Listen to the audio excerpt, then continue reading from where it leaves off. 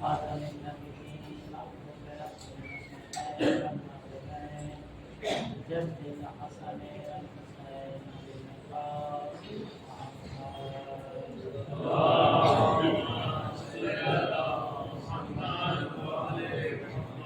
وعلى آله الطيبين الطاهرين المعصومين المهتدين لا سيما وفي الكتاب والأمين حتى نزداد بالأبدية وعلى آله أجمعين أما بعد فقد قال الله في كتابه الكريم بسم الله الرحمن الرحيم إنا أعطيناك الكوثر فصل لربك وانحر شانئك فذكر اللهم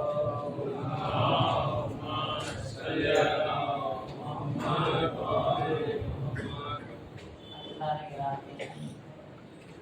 آج جماعت ثانیہ شہزادی عالم کی شادی کی تاریخ ہے.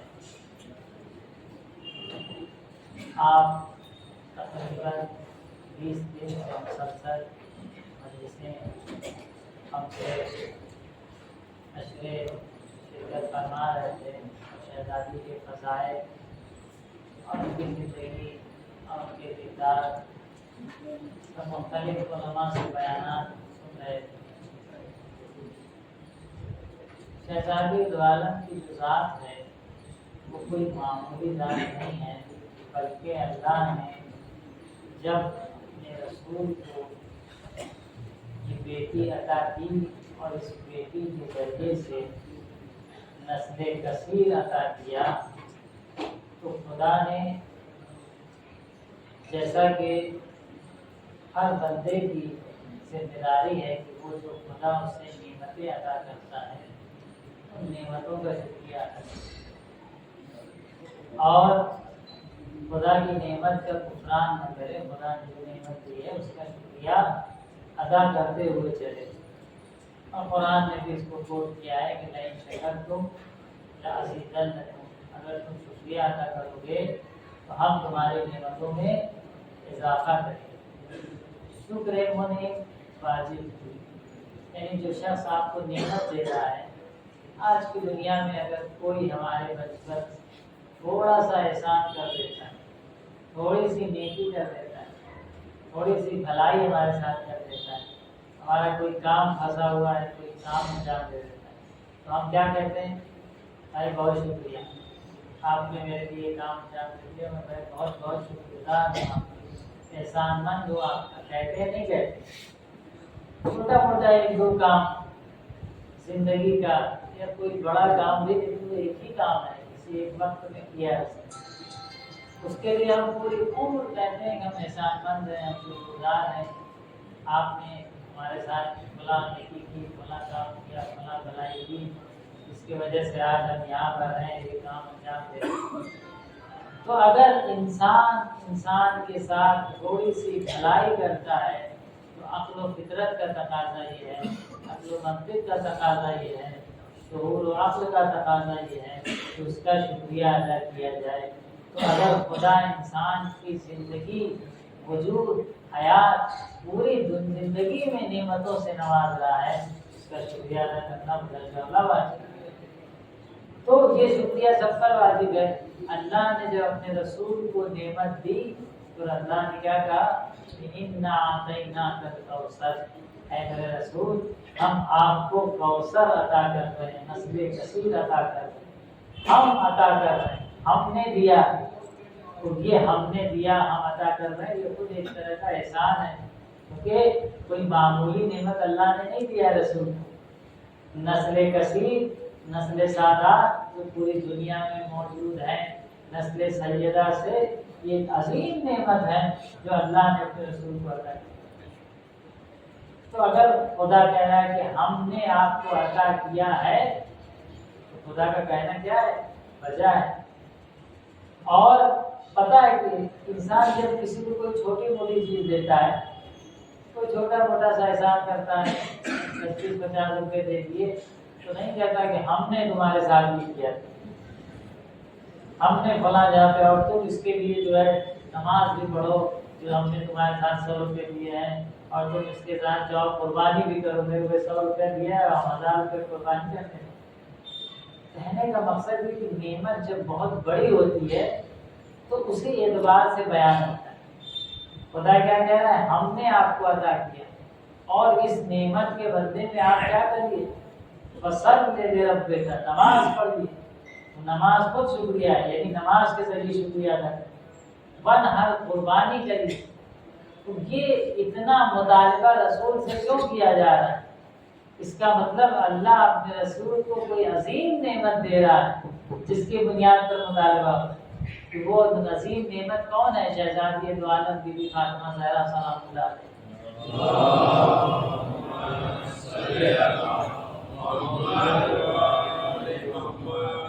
شہزادی کی ذات بہت باعظمت ذات ہے۔ لولا فاطمہ لما خلقتکما، اگر فاطمہ کو خلق کرنا مقصود نہ ہوتا تو اے محمد، اے علی، میں آپ دونوں کو خلق نہ کرتا۔ یعنی فاطمہ کا وجود محمد کے وجود میں مؤثر ہے، فاطمہ کا وجود علی کے وجود میں مؤثر ہے، فاطمہ کا وجود کائنات کے وجود میں مؤثر ہے۔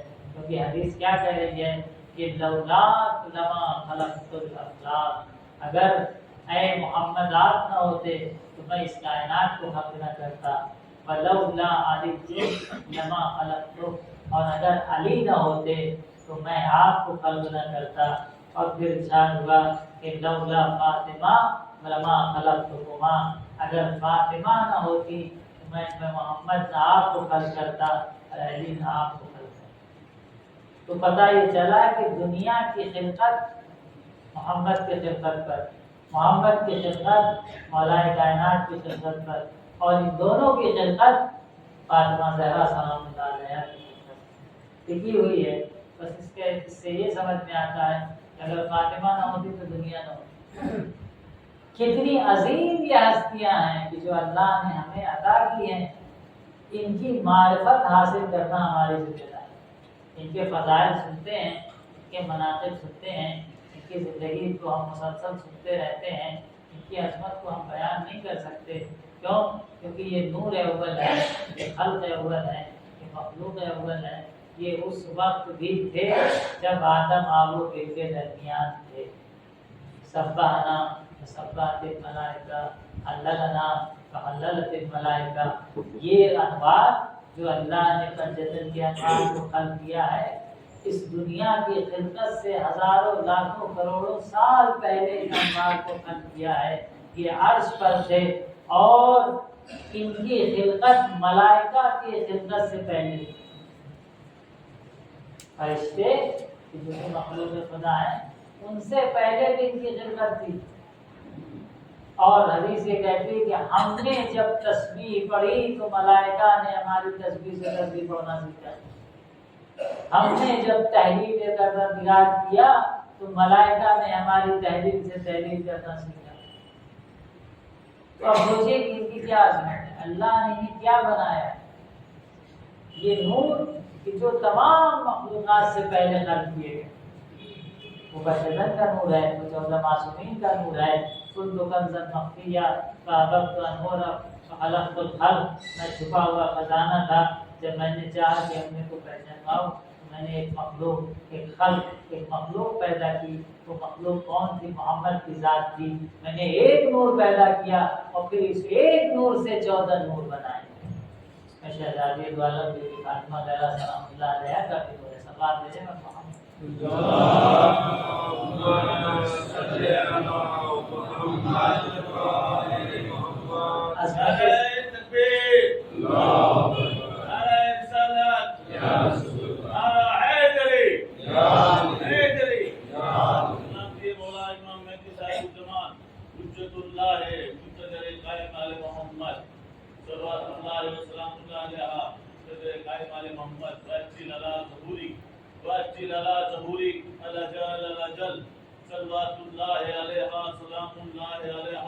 محمد و آل محمد، آواز بلند صلوات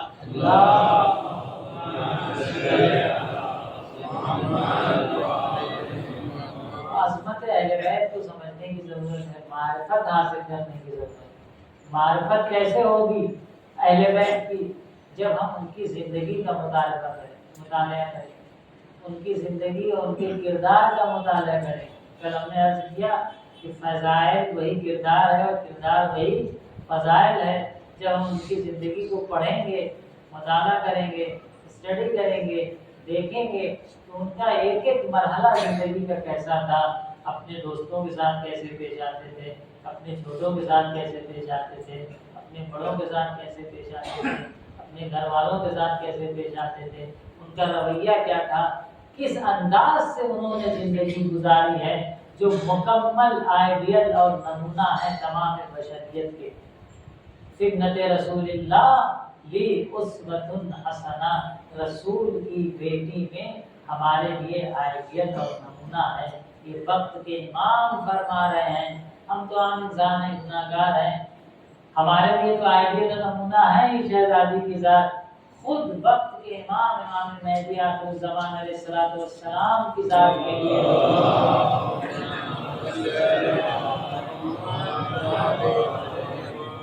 کے لیے بھی آپ کی ذات آئیڈیل اور نمونہ ہے۔ اب آپ سوچیں فاطمہ کی کیا عظمت، فاطمہ کی عظمت کو پہچانے کہ فاطمہ کیا ہے، فاطمہ کے میسج کو پہچانے۔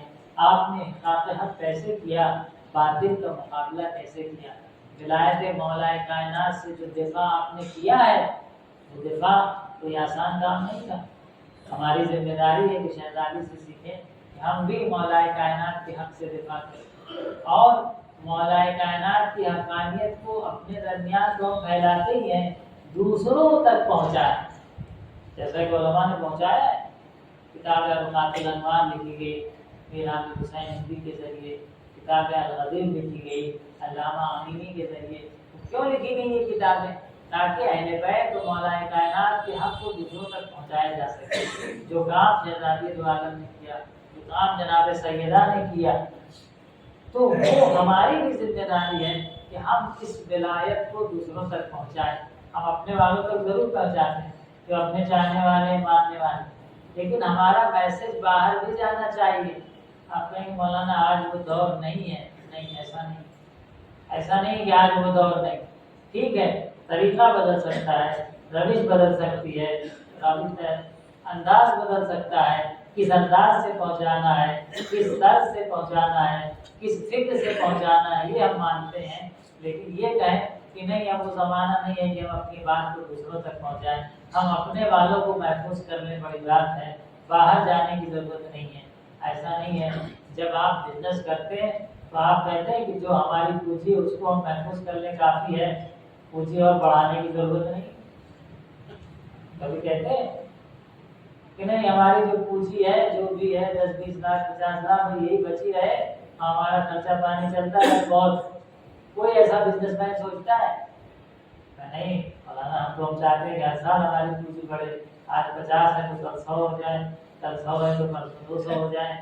تو جب بزنس کرتے ہیں تو آپ یہ نہیں کہتے کہ جو پونجی موجود ہے وہی پونجی ہمارے پاس رہ جائے کافی ہے، بلکہ آپ اس پونجی کو بڑھانے کی کوشش کرتے ہیں۔ تو ہمارا دائرہ جو ہے وہ تو ہے، لیکن یہ دائرہ وسیع ہونا چاہیے، ہمارا پیغام دوسروں تک پہنچنا چاہیے، دوسری قوموں تک جانا چاہیے کہ اہل بیت کا پیغام کیا ہے، مولا کائنات کی ولایت کیا ہے، خاص کر کے مسلمان فرقوں میں۔ آج ہمارے پاس اچھے مناظر نہیں ہیں، آج ہمارے پاس پیغام اہل بیت پہنچانے والے اچھے مناظر جو اہل بیت کے میسج کو دوسروں تک منتقل کر سکے نہیں ہیں، اہل بیت کے میسج کو دوسروں تک پہنچا سکے نہیں ہیں۔ کیوں؟ ضرورت ہے کہ ہم دفاع ولایت میں کام کریں، جس طرح شہزادی نے کیا۔ اگر ہم سے آج دلیل کے طور پہ پوچھ دیا جائے کہ آپ کہتے ہو کہ رسول کے بعد مولا کائنات برحق تھے، وہی جانشین تھے، وہی خلیفہ تھے، آپ کے پاس کیا دلیل؟ کتنے لوگ ہم میں سے ہیں جو دلیل پیش کر سکیں، جو دلیل بیان کر سکیں؟ جو کام شہزادی نے کیا، دربار میں کیوں گئی؟ فدق لینے گئی؟ وہ تو ٹھوکر مارنے سے پتہ نہیں کتنی ہزاروں فدق بن جائے۔ فدق لینے نہیں گئی تھی، احکام کے حق کرنے گئی تھی، باطل کے چہرے سے نقاب اتارنے گئی تھی۔ باطل جو حق کا چہرہ اوڑے ہوئے تھا، حق کا نقاب اوڑے ہوئے تھا، اس نقاب کو اتارنے گئی تھی، باطل کا چہرہ ظاہر کرنے گئی تھی کہ حق کیا ہے باطل کیا ہے۔ ہم اپنی زندگی میں حق و باطل کو کتنا فالو کرتے ہیں، اور حق و باطل صرف عقیدے مسئلے میں نہیں ہوتا ہے کہ عقیدہ ہے تو یہ حق ہے یہ باطل ہے، نہیں، زندگی کے ہر عمل میں حق و باطل ہوا کرتا ہے، زندگی کے ہر عمل میں حق و باطل۔ ہم کتنا حق و باطل کو فالو کرتے ہیں؟ اگر ہم مولا کائنات کی ولایت سے دفاع کرنے کا ہمارے اندر جذبہ ہے، شہزادی دو عالم کی سیرت پر عمل کرنے کا ہمارے اندر جذبہ ہے، تو ہمارے اندر حق و باطل کو فالو کرنے اور حق کو فالو کرنے اور باطل کی مخالفت کرنے کا جذبہ بڑھتا ہے۔ پھر ہم زندگی کے ہر مرحلے میں، چاہے وہ فیملی مسائل ہوں، چاہے کوئی اور مسئلہ ہو، ہر مسئلے میں ہم حق باطل کو دیکھیں گے، حق کیا ہے باطل کیا ہے، صحیح کیا ہے غلط کیا ہے، اور اسلام ہم سے یہی چاہتا ہے، شہزادی ہم سے یہی چاہتی، فاطمہ ہم سے یہی چاہتی۔ تو شہزادی کی جو عظمت ہے اور شہزادی کی جو معرفت ہے، اس معرفت تک پہنچ نہیں سکتی۔ وقت کے امام نے فرمایا کہ رسول کی بیٹی ہمارے لیے اسوہ حسنہ ہے، بہترین آئیڈیل انہوں نے۔ نحن حجت اللہ علیکم، ہم یعنی ہم اہل بیت آپ کے اوپر حجت ہیں، ہماری بات آپ کے لیے حجت ہے۔ وجدتنا فاطمہ حجت علینا، اور ہماری جدہ فاطمہ ہمارے اوپر حجت ہے۔ صرف ماں نہیں ہے، ایک فطری تقاضا صرف نہیں ہے کہ ماں ہے تو ماں کا احترام ضروری ہے، ماں ہے تو ماں کی پابوسی ضروری ہے، ماں ہے تو ماں کو بڑا سمجھنا ضروری ہے، ایسا نہیں ہے، بلکہ حجت کا مرحلہ ہے، عصمت کا مرحلہ ہے کہ جس طریقے سے تیرا معصوم حجت ہے تمام خلق پر، اسی طریقے سے فاطمہ حجت ہے ان کے اوپر۔ جدتنا فاطمہ رسول اکرم اسلام کی ذات کو ہٹا دیجیے اور مولا کائنات جو کہ شوہر ہیں ان کی ذات بھی ہٹا دیجیے، تو آپ کی نسل سے جو فرزند آئے ہیں وہ تمام فرزند کے لیے کیا ہے؟ حجت۔ کون؟ شہزادی دو عالم۔ اب آپ سمجھیں شہزادی کی کیا عظمت ہے، کیا ذات ہے، ہم کہاں تک شہزادی کو سمجھ پائیں، ان کی معرفت کو کہاں تک حاصل کریں۔ فاطمہ تو بضعۃ منی، ایسے ہی رسول اللہ نے کہا فاطمہ میرا ٹکڑا ہے۔ فاطمہ میرا ٹکڑا، اس کا مطلب یہ نہیں کہ میری بیٹی ہے اس لیے فاطمہ میرا حصہ ہے، ٹھیک ہے، باپ بیٹی باپ سے ہوتی ہے اور باپ کو کہنے کا حق ہے کہ یہ میرا ٹکڑا ہے، لیکن صرف ظاہری حصہ نہیں ہے بلکہ جزء رسالت ہے فاطمہ، مقصد رسالت میں شامل ہے فاطمہ۔ صلوات میرے پر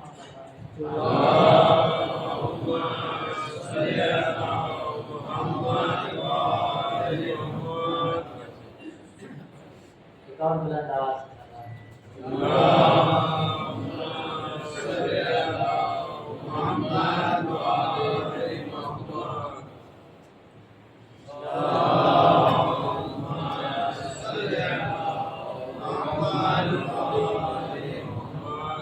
فاطمہ میرا ٹکڑا ہے، صرف فاطمہ ٹکڑا نہیں ہے بلکہ رسالت کا جزء ہے۔ رسالت مکمل نہیں ہوتی اگر فاطمہ نہ ہو، رسالت کامل نہیں ہوتی اگر فاطمہ نہ ہو۔ رسالت کو اگر مکمل کرنا ہے تو فاطمہ کی کردار کی ضرورت ہے۔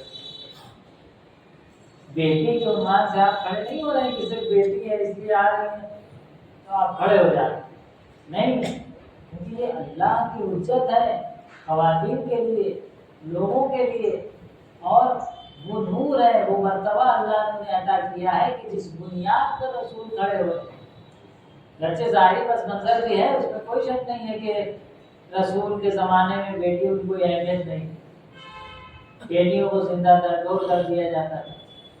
کسا بشرا بالانثى ظل وجهه مسودا، جب کسی کو بشارت دی جاتی تھی کہ ان کی یہاں بیٹی ہوئی ہے تو اس کا چہرہ سیاہ پڑ جاتا تھا۔ یہ کلچر تھا، عرب کا یہ کلچر۔ اِنْفِقُوا وَلَا هُمْ مِنْ يَدُسُّ وَلَا تُرَابٍ، کیا اس کو ہم رکھیں اپنے لیے آرزن سمجھ کے یا مٹی کے نیچے دفنا دیں، یہ کلچر تھا قرآن کے۔ تو ایسے کلچر میں بیٹی کی عظمت کو بتانا بے شک رسول کی ذمہ داری تھی، اور اس جاہلیت کے کلچر کو ختم کرنا تھا، بے شک ضرورت تھی، بہت ہی غلط کلچر تھا۔ بیٹیوں کو زندہ درگور کر دینا، ایسے ایسے واقعات تاریخ میں بیان نہیں کریں گے، لیکن ہیں میرے ذہن میں ہے کیسے کیسے لوگ بیٹیوں کو دربودر کیا کرتے تھے. تو ایسے کلچر میں بیٹی کی عظمت کو بتانا رسول کی ذمہ داری ہے، لیکن صرف اس حوالے سے کہ بیٹی ہے. بیٹیاں تو ہمارے یہاں تو نہیں، لیکن دوسروں کے یہاں تو یہ بھی کہ اور بھی بیٹیاں تھیں، کیوں نے ان کے احترام میں کھڑے ہوئے، کیوں نے ان کی فضیلت میں کوئی حدیث بیان کر دی، کیوں نہیں ان کے فضائل میں کچھ بیان کر دیا. تو اس بات کی دلیل ہے کہ اب تھی نہیں، ہمارے تو ہیں کہ رسول کی اور کوئی بیٹی فرضاً اگر مان لیں کہ ہیں تو ان کے بارے میں کوئی حدیث، کوئی روایت، کوئی احترام، کوئی کردار، کوئی شادی کا معاملہ مولا شہزادی دوارا کا سب کچھ محفوظ ہے، سب کچھ لکھا ہوا ہے. رشتہ آنے سے لے کر، ولادت سے لے کر، جنگوں میں شرکت کرنے سے لے کر، زخمیوں کی مدد کرنے سے جنگ کی وقت میں شہزادی خود گئی. دوسرے بیٹیوں کہاں کردار عدد تھی؟ اور آپ کے اعتبار سے ہم مان لیتے ہیں اگر تھی تو رسول نے ان کی عظمت بھی تو نہیں بتائی. تو بیٹی صرف ویسے سے بیٹی نہیں تھی، بلکہ یہ کہ رسالت کے مقصد کو آگے بڑھانا، بیٹی کی عظمت اس حوالے سے بتانا چاہ رہے تھے. اگرچہ وہ چیزیں تھیں کہ بیٹی کو وہاں پر ذلیل سمجھا جا رہا ہے، رسوا سمجھا جا رہا ہے، اس کی کوئی اہمیت نہیں، لیکن میں یہ جملہ کہا کرتا ہوں کہ اس عالم میں، اس کلچر میں اللہ نے اپنے رسول کی نسل کو بیٹی سے چلا کر بتایا کہ بیٹی کی عظمت کیا ہوتی ہے. سوال میرے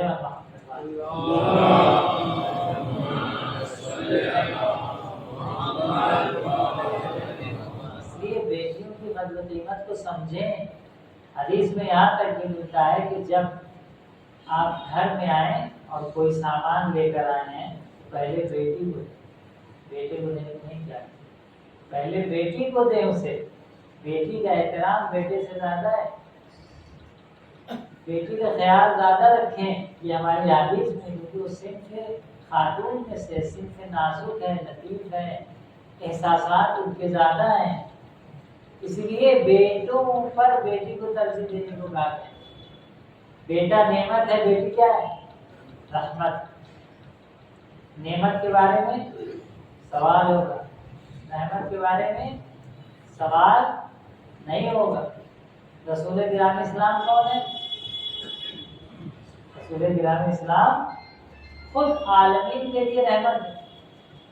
وما ارسلناک الا رحمتا للعالمین. اے رسول، ہم نے آپ کو عالمین کے لیے رحمت بنا کر بھیجا ہے، پورے عالم کے عالمین کے لیے رحمت بنا کر.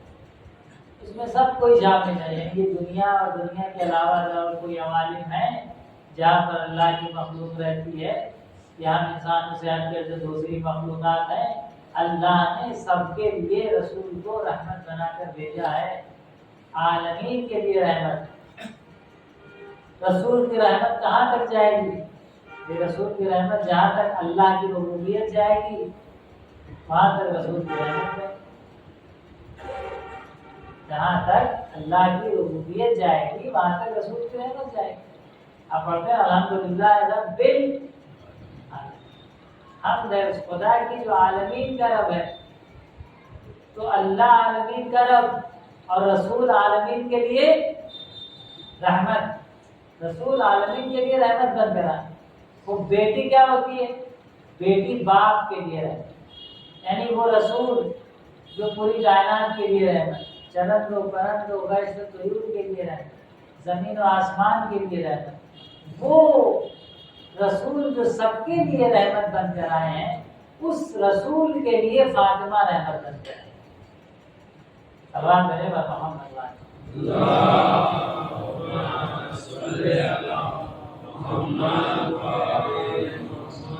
یعنی جو عالمین کے لیے رحمت بن کر آئے اسے محمد کہتے ہیں، اور جو محمد کے لیے رحمت بن کر آئے اسے فاطمہ. اس سے بڑھ کر عظمت کیا ہو سکتی ہے؟ شہزادی دو عالم جو ذات تمام کائنات کے لیے رحمت ہے، اس ذات کا نام محمد مصطفیٰ مصطفیٰ صلی اللہ علیہ وسلم.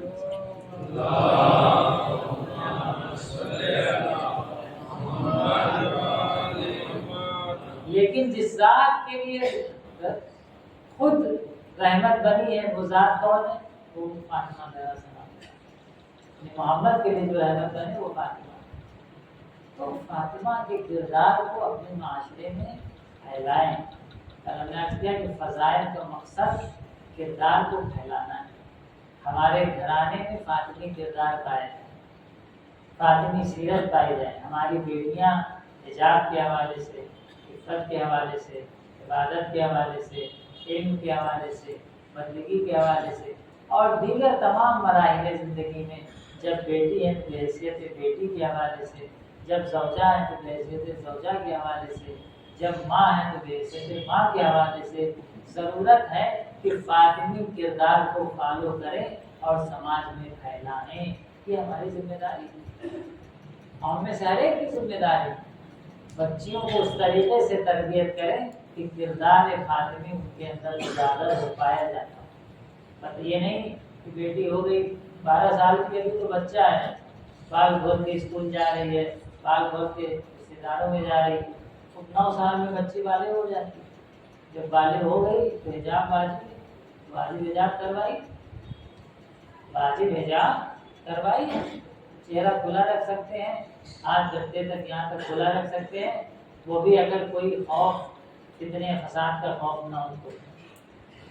باقی پیر کا چھپانا اور باقی اعضاء بدن کا چھپانا، حجاب ایسا کرنا کہ جس سے ایک عورت کے شایان نشان ہے، واجب ہے. ابھی تو بچہ ہے، جانے دو. نہیں، ایسا نہیں ہوتا ہے. اسلام کی جو گائیڈ لائن ہے، سیرت سیدہ جو ہے، وہ ضروری ہے کہ ہم کریں. جناب سیدہ نے ہر چیز کو تعلیم دیا. خود مدینے کی خواتین آپ کے گھر آتی، آپ تعلیم دیا کرتے تھے. یہودی عورت کا انتقال ہوا، یہودی کے گھر آپ گئی ہیں، اس کے یہاں جو ہے آپ نے اس کو کفن پہنایا، اس کے کیونکہ ان کے بھی دفن ہے، ایسی کتاب میں دفن کرتے ہیں، کفن پہناتے ہیں. یہودی عورت کے گھر آپ گئی ہیں، جانے کے بعد سب نے کہا شہزادی آپ یہاں کا. ضرورت تھی تو پہنچی، کوئی سہارا نہیں تھا، کوئی خاتون نہیں تھی. جب رات کا وقت تھا، یہودی کے گھر کی خاتون کا انتقال ہوا، شہزادی گہرا چلا. تو سیرت سیدہ کو پھیلانے کی ضرورت ہے، عظمت سیدہ کو سمجھنے کی ضرورت ہے، معرفت دید عالم حاصل کرنے کی ضرورت ہے. آج آپ کی شہادت کے بعد مسلسل آپ خطبہ بھی سنے ہیں، زیادہ آپ کا وقت نہ لیں. شہادت کی تاریخ ہے، مسلسل غم و آنسو بہا رہے ہیں، اشک بہا رہے ہیں. کیوں ہم اشک بہا رہے ہیں؟ کیوں ہم آنسو بہا رہے ہیں؟ وجہ کیا ہے؟ تو پتہ ہے کہ جب کسی پر درد ہوتا ہے، الم ہوتا ہے، مصیبت ہوتی ہے، مسائل ہوتے ہیں، کسی پہ ظلم ہوتا ہے، کسی کو تکلیف پہنچائی جاتی ہے، اور انسان اس کو سوچتا ہے مجھے بھی تکلیف ہوتی ہے. اگر شہزادی آنسو نہ بہاتی تو ہم آنسو نہ بہاتے.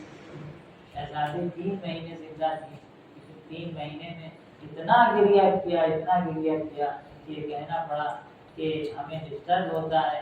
تو آپ کے لیے ایک بیت الاحسان تعمیر کیا گیا شہر سے باہر، آپ وہاں جا کے بابا کو یاد کرتے تھے.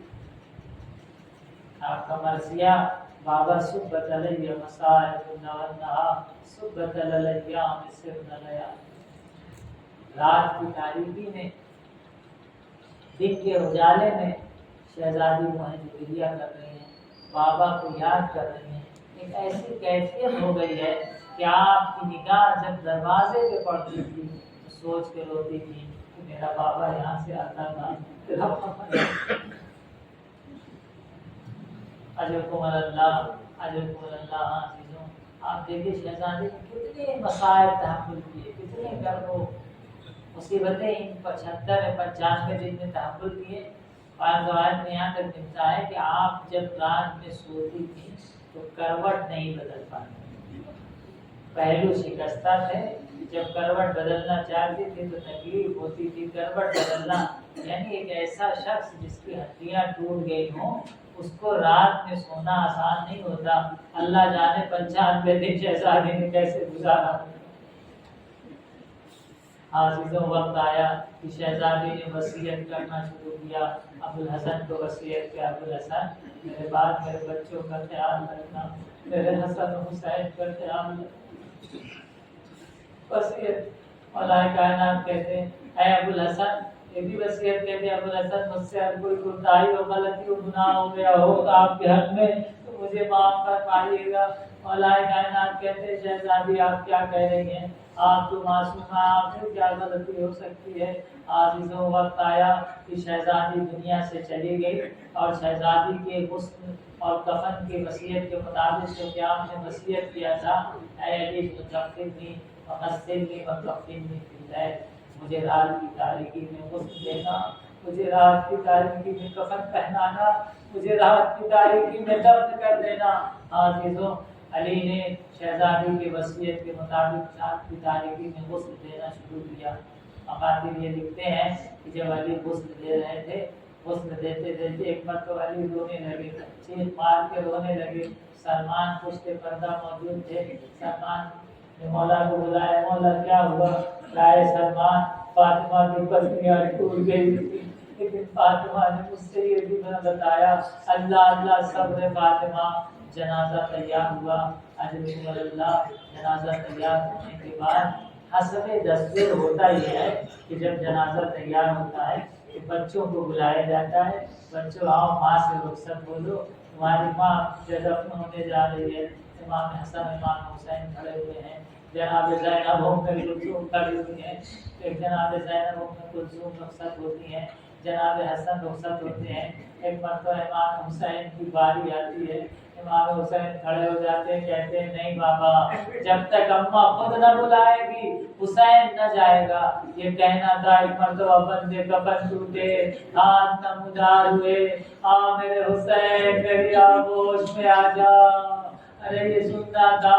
ایک مرتبہ حسین ماں کے گلے جیسے لپٹ جاتے ہیں، پھر حسین اور ماں میں کوئی ملاقات نہ ہوئی، ہاں ایک منزل میں ضرور ملاقات ہوئی جب حسین زین پر تیر سے زخمی ہو کر لڑکھڑاتے ہوئے کربلا کی تپتی ہوئی ریت پر گر رہے تھے۔ ماں اپنے بالوں کو بکھرائے ہوئے، بالوں کو پھیلائے ہوئے مقتل کو صاف کر رہی تھی۔ آ میرے حسین اللہ